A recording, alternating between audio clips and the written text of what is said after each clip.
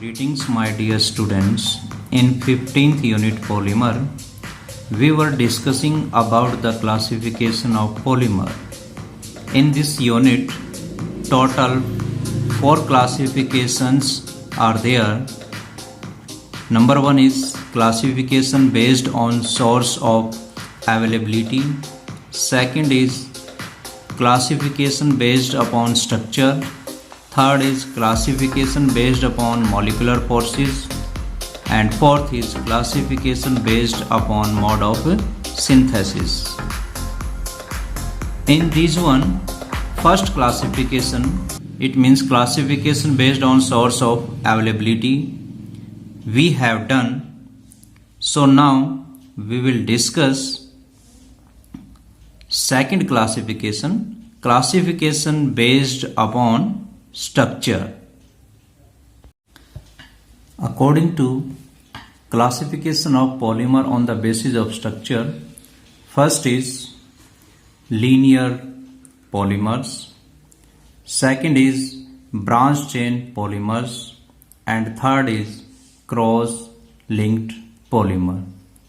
It means on the basis of structure, polymer are classified into 3 categories: linear polymers, second is branch chain polymers, third is cross linked polymers. First is linear polymers. Linear polymers क्या होते हैं? These are polymers in which monomer units are linked together to form long and linear chain. According to linear polymers, जो monomer unit होती हैं वो आपस में एक दूसरे के साथ लिंक्ड होती हैं और एक लॉन्ग चेन की फॉर्मेशन करती हैं एंड लीनियर चेन की फॉर्मेशन करती हैं. एग्जाम्पल्स में कौन से हैं? HDP एक ऐसा पॉलीमर है जो लीनियर चेन को शो करता है. PVC, nylons, polyester, these are the some polymer in which monomer units are linked together to form a long chain. For examples, you can consider this one. It is a monomer unit. एक single unit है ये. Then second monomer unit, third monomer unit, fourth. These are so many monomer units combined together to form a long chain और linear chain. तो इस तरीके से एक linear chain की फॉर्मेशन करती हैं. तो ऐसे पॉलीमर जिसमें मोनोमर यूनिट इस तरीके से अरेंज होती है उसे हम लीनियर पॉलीमर कहते हैं. क्या होता है? Linear polymer. Now comes to second. Second is branched chain polymer. Branch chain polymer कौन क्या होते हैं? These are polymers in which monomers are joined to form long chain with side chain for branches of different length. Different length की branches को show करते हैं. Examples are LDP, low density polythene, glycogen, starch, amylopectin. These are the some examples of polymer. Branch chain polymer वो polymer होते हैं जिसमें monomer units joint to form a long chain, आपस में एक लॉन्ग चेन तो बनाती है साथ में with side chain for branches of different length. उसके साथ साथ में साइड चेन की भी फॉर्मेशन करती हैं और उस साइड चेन की जो लेंथ है वो डिफरेंट हो सकती हैं. सी द स्ट्रक्चर है. For example, it is a linear chain of monomer unit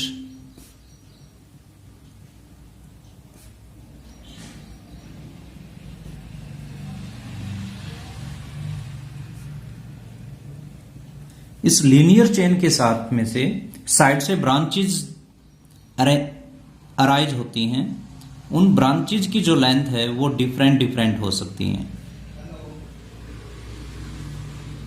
इस टाइप से डिफरेंट ब्रांचेज हैं वो अराइज होती हैं और ब्रांचेज की जो लेंथ है वो डिफरेंट डिफरेंट हो सकती हैं। सो it is the structure of branch chain polymer, जिसमें मोनोमर यूनिट आपस में कंबाइन होकर के एक लीनियर चेन के साथ साथ लीनियर चेन के अंदर से ब्रांचेज चेन भी अराइज होती हैं और उन ब्रांचेज जो साइड हैं, जो ब्रांचेज इसमें से अराइज होती हैं, उन ब्रांचेज की जो लेंथ है वो भी डिफरेंट डिफरेंट हो सकती हैं। सो it is the branch chain polymer. और ब्रांच चेन पॉलीमर के एग्जांपल्स हो गए LDP low density polythene, glycogen, starch, amylopectin. Now comes to the third is cross-linked polymer. Cross-linked polymer. So ये क्या होती हैं? These are polymers in which monomer unit are cross-linked together to form a three-dimensional network. जिसमें वो cross linked together, जिसमें आपस में वो क्रॉस लिंकेज करते हैं और क्रॉस लिंकेज होने की वजह से जो पॉलीमर होते हैं वो काफी हार्ड हो जाते हैं, रिजिड हो जाते हैं और एक थ्री डायमेंशनल स्ट्रक्चर की फॉर्मेशन करते हैं। तो किस टाइप से कैसे स्ट्रक्चर होता है सी है। यस, डिफरेंट टाइप की जो लीनियर चेन होती हैं वो लीनियर चेन आपस में क्रॉस लिंकेज से अटैच होती हैं, जिस तरीके से एक थ्री डायमेंशनल स्ट्रक्चर बनता है और काफी रिजिड स्ट्रक्चर की फॉर्मेशन होती है।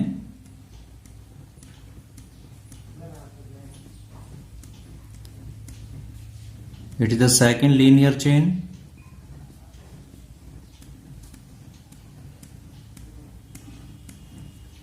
Now it is the third linear chain.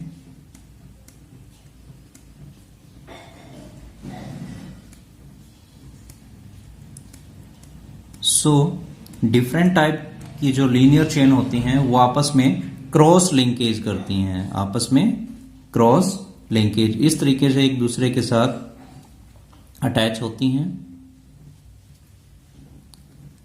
जिससे थ्री डायमेंशनल स्ट्रक्चर की फॉर्मेशन होती है। सो it is A structure of cross linked polymer. जो क्रॉस लिंक्ड पॉलीमर होता है उसमें जो मोनोमर यूनिट्स होती हैं वो आपस में क्रॉस लिंकेज करती हैं, एक दूसरे के साथ अटैच होकर के और एक थ्री डायमेंशनल स्ट्रक्चर की फॉर्मेशन होगी, जिसे हम बोलते हैं क्रॉस लिंक्ड पॉलीमर। क्लियर? सो एग्जांपल्स, कौन कौन से एग्जांपल हैं जो इस टाइप की अरेंजमेंट को शो करते हैं? These are bakelite, melamine, urea formaldehyde polymer, melamine formaldehyde. It means ये ऐसे एग्जांपल्स हैं जो क्रॉस लिंक्ड पॉलीमर होते हैं, जो इस टाइप के स्ट्रक्चर की फॉर्मेशन को शो करते हैं, जिसमें क्रॉस लिंकेज होती हैं, जिसमें मोनोमर यूनिट क्रॉस लिंकेज के द्वारा आपस में अटैच होती हैं। तो अगर क्रॉस लिंकेज, इस तरीके की अगर लिंकेज मिलती हैं तो इस तरीके की लिंकेज में जो स्ट्रक्चर है उसका वो काफी स्टेबल हो जाता है, काफी जो है रिजिड हो जाता है। क्लियर? जिसकी वजह से उस स्ट्रक्चर को चेंज करना मुश्किल हो जाता है, इवन हीट भी उसके ऊपर कोई इफेक्ट नहीं डाल सकती। So it is a cross linked polymer. Now comes to the next classification, third classification, classification of polymers on the basis of molecular forces। molecular forces के अकॉर्डिंग पॉलीमर है वो कितने टाइप के होते हैं? Number 1 is elastomers, second is fibres, third is thermoplastic, fourth is thermosetting plastic. Elastomer, fibres, thermoplastic और thermosetting plastic, ये according to molecular forces हैं। कि उन मोनोमर यूनिट में आपस में, जैसे ये मोनोमर यूनिट है, इन मोनोमर यूनिट के बीच में आपस में अट्रैक्शन कितनी है, उनमें मॉलिक्यूलर फोर्सेस कैसा है, वो वीक है या काफी स्ट्रांग है, उसी के अकॉर्डिंग इनको 4 कैटेगरी के अंदर क्लासिफाई किया गया है। First is elastomer. इलास्टोमर कौन से होते हैं? The polymers that have elastic character, जिसमें लचीलापन होता है, इलास्टिसिटी जिसमें होती है, इलास्टिक करैक्टर जिसके अंदर होते हैं, like rubber are called elastomer. उसे हम क्या बोलते हैं? इलास्टोमर। जिसमें लचीलापन होता है, जिसमें फ्लेक्सिबिलिटी होती है, जैसे प्लास्टिक रबर के अंदर होती है, तो उसे हम इलास्टोमर बोलते हैं। The force of attraction between the polymer chain for weakest. Examples are vulcanized rubber, Buna S, Buna N. So, elastomer के एग्जाम्पल्स में वल्कनाइज्ड रबर है, बुना एस और बुना एन। तो ये ऐसे पॉलीमर हैं जो इलास्टोमर की कैटेगरी के अंदर आते हैं। इट मीन्स जिनमें पॉलीमर चेन के बीच में बिल्कुल वीक अट्रैक्टिव फोर्सेस होती है और उस वीक अट्रैक्टिव फोर्सेस की वजह से ही उसमें रबर लाइक करैक्टर्स आ जाते हैं। इट मीन्स उनमें इलास्टिक करैक्टर आ जाते हैं, उनमें फ्लेक्सिबिलिटी हो जाती है। सो it is elastomer. Now second is fibres. These are polymers which have strong intermolecular force between the chain due to hydrogen bond. जो फाइबर्स होते हैं उन फाइबर्स में इंटरमोलिकुलर जो फोर्स होती हैं वो या तो हाइड्रोजन बॉन्ड की वजह से होती हैं या डाइपोल इंटरेक्शन होती हैं। इनमें जो मॉलिक्यूल्स होते हैं वो आपस में एक दूसरे के साथ या तो हाइड्रोजन बॉन्ड से अटैच होते हैं या फिर डाइपोल इंटरेक्शन से होते हैं। इसका एग्जांपल्स है नायलॉन 66। नायलॉन 66 जो एग्जांपल है वो एक फाइबर का एग्जांपल है जिसमें स्ट्रॉन्ग इंटरमोलिकुलर फोर्सेस होती हैं और वो हाइड्रोजन बॉन्ड या डाइपोल इंटरेक्शन की वजह से होती हैं। टेरिलीन है या फिर सिल्क है। Now third is thermoplastic. Thermoplastic the polymers which can be easily removed by heating, remold by heating, जिसको हीट से आसानी से रीमाउल्ड किया जा सकता है। रीमाउल्ड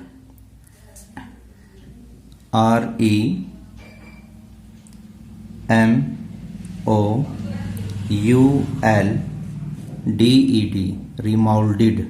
It is remolded, not removed.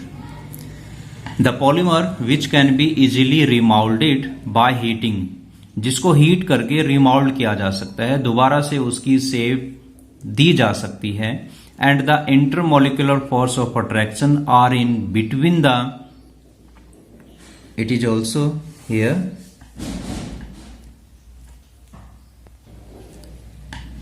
those of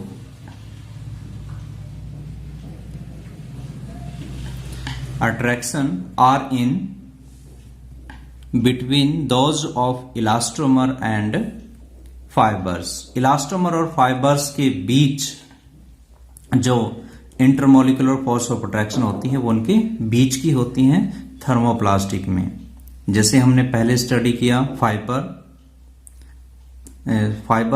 से पहले जो है इलास्टोमर था, तो उन दोनों के बीच की जो इंटरमोलिकुलर फोर्स ऑफ अट्रैक्शन है वो थर्मोप्लास्टिक के अंदर होती हैं। एग्जाम्पल्स आर पॉलीथीन, पीवीसी और टेफ्लॉन। क्लियर? तो ये थर्मोप्लास्टिक है और थर्मोप्लास्टिक वो होते हैं जिनको इजीली रीमाउल्ड किया जा सकता है, यानी हीट करके उसको जैसी भी शेप प्रोवाइड करवानी हो उसको शेप प्रोवाइड करवाई जा सकती है, यानी उसको दोबारा से रीमाउल्ड भी किया जा सकता है। क्लियर? और जिसमें इंटरमोलिकुलर फोर्स ऑफ अट्रैक्शन है वो फाइबर और जो पहले हमने इलास्टोमर स्टडी किया था, फाइबर और इलास्टोमर की बीच की इसमें इंटरमोलिकुलर फोर्स ऑफ अट्रैक्शन होती है। एग्जाम्पल्स पॉलीथीन, पीवीसी और Teflon. Now fourth is thermosetting polymers. These are the polymers which undergoes permanent change on heating. It cannot be remelted or reworked. So fourth one is thermosetting polymer है, और thermosetting polymer वो polymer होता है which undergoes permanent change, जिसके अंदर change permanent ही होती हैं, उसको चेंज नहीं किया जा सकता ऑन हीटिंग। एक बार उसको हीट करके जैसी शेप हम प्रोवाइड करवा देंगे वो शेप वैसी ही रहेगी, उसको दोबारा से चेंज नहीं किया जा सकता। इट कैन नॉट बी रीमेल्टेड, ना तो उसको मेल्ट करके दोबारा से कोई शेप दी जा सकती है और न ही रीवर्क्ड, उसके ऊपर दोबारा से कोई काम किया जा सकता है। इट मीन्स थर्मोसेटिंग पॉलीमर वो पॉलीमर होता है, जैसे थर्मोप्लास्टिक में एक बार जो है बार बार हीट करके उसको रीमोल्ड किया जा सकता है, उसको बार बार शेप प्रोवाइड करवाई जा सकती है, लेकिन थर्मोसेटिंग में ऐसा नहीं होता है।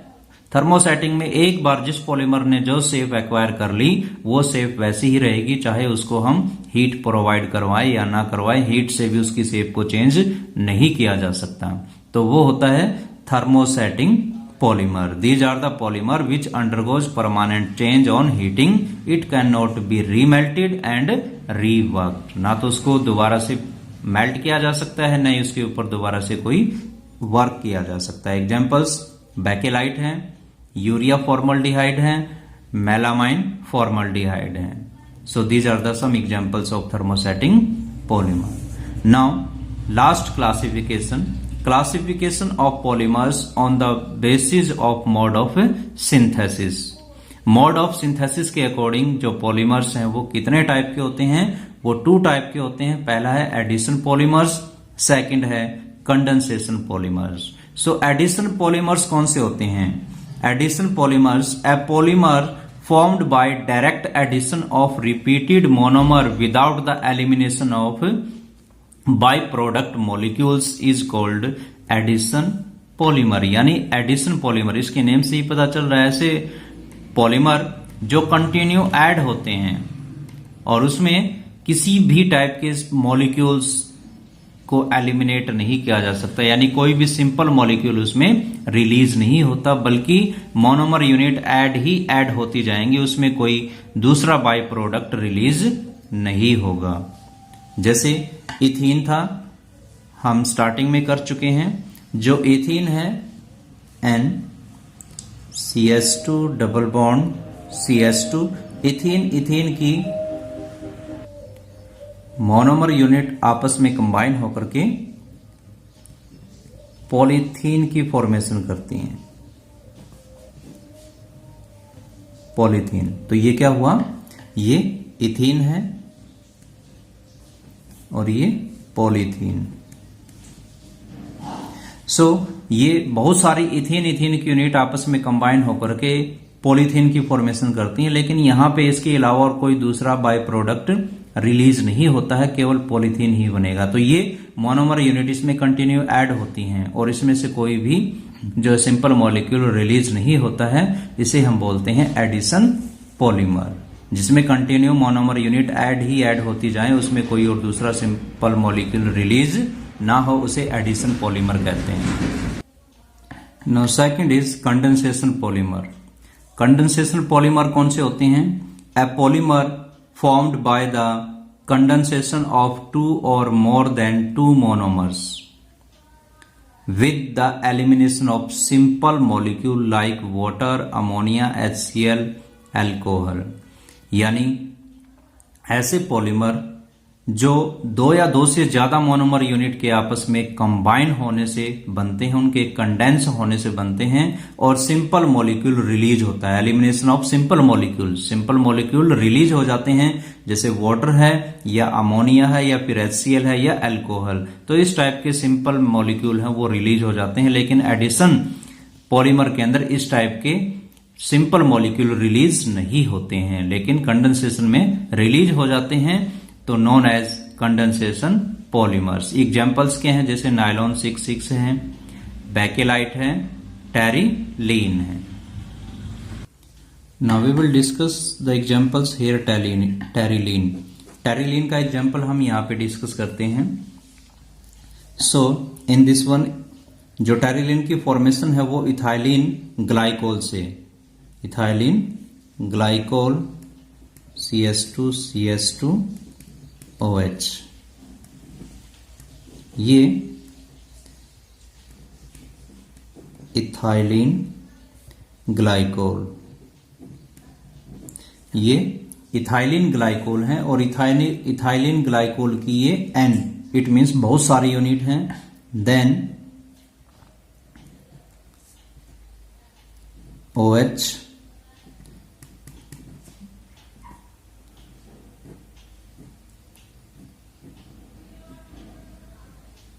Benzene ring, C double bond O, then OH, it is benzene 1,4-dicarboxylic acid। सो ये क्या है, बेंजीन 1,4-डाइकार्बोक्सिलिक एसिड। तो ये एक यूनिट ये हो गई और सेकंड यूनिट मोनोमर यूनिट ये हुई। तो ये मोनोमर यूनिट सेम टाइप की बहुत सारी हैं और सेकंड जो मोनोमर यूनिट है ये भी डिफरेंट टाइप की है, एन टाइप है। जब ये दोनों यूनिट आपस में कंबाइन होती हैं, जब कंडेंसेशन प्रोसेस होती है, सो कंडेंसेशन प्रोसेस होने से क्या प्रोडक्ट बनेगा, see here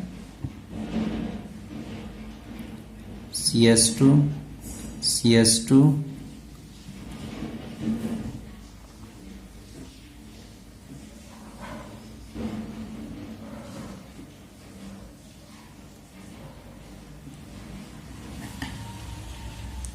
C double bond O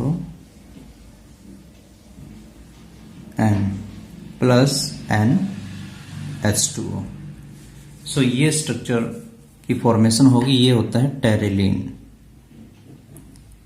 terylene या फिर डैक्रोन, टेरिलीन और डैक्रोन, ये टेरिलीन और डैक्रोन की फॉर्मेशन है। तो जब ये मोनोमर यूनिट, दो या दो से ज्यादा मोनोमर यूनिट आपस में कंडेंस होती हैं तो कंडेंस होकर के सिंपल मॉलिक्यूल रिलीज होता है, यानी यहाँ पे H2O रिलीज हुआ और जिसमें इस टाइप के सिंपल मॉलिक्यूल रिलीज होते हैं वो क्या कहलाती हैं, कंडेंसेशन पॉलीमर्स। क्या कहलाते हैं, कंडेंसेशन पॉलीमर। में ये एग्जांपल हमने किसका डिस्कस किया, टेरिलीन का। तो टेरिलीन की दो मोनोमर यूनिट होती हैं, इथाइलिन ग्लाइकोल और बेंजीन 1,4-डाइकार्बोक्सिलिक एसिड, और जिनमें सेम टाइप के मोनोमर यूनिट ना हो तो वो क्या कहलाता है, कोपॉलीमर। एक होता है होमोपॉलीमर और एक होता है कोपॉलीमर।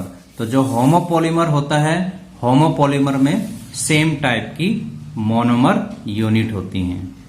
क्या होती हैं, सेम टाइप की मोनोमर यूनिट होती हैं, जो हम पहली फर्स्ट वीडियो में डिस्कस कर चुके हैं। और सेकंड था कोपॉलीमर और मिक्स्ड पॉलीमर, जिसमें टू डिफरेंट मोनोमर यूनिट्स होती हैं और वो कंबाइन होकर के जो है पॉलीमर की फॉर्मेशन करती हैं। तो ये किसका एग्जांपल्स हैं, कोपॉलीमर या मिक्स्ड पॉलीमर का, जिसमें मोनोमर यूनिट डिफरेंट होती हैं।